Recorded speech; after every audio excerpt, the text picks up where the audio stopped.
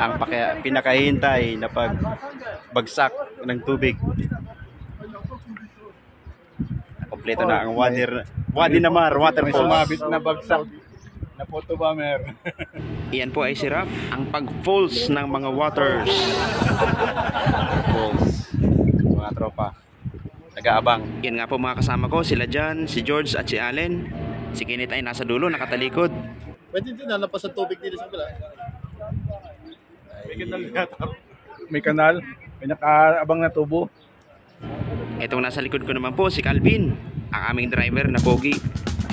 Buksan na. Tinatawag na falls. Alas 6:10 na ng hapon nang binuksan na ang waterfalls. Ilang minuto bago ang haring araw ay lulubog. Maganda rin siya sa paningin kung atin po talagang papansinin.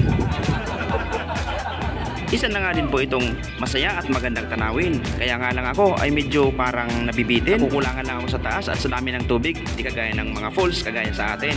Mapapansin na po natin ngayon na pagdami ng mga tao. Meron na nga rin mga naglatag at nag-iihaw-ihaw dito. Ang sarap nga naman kasi mag-unwind sa lugar na ito.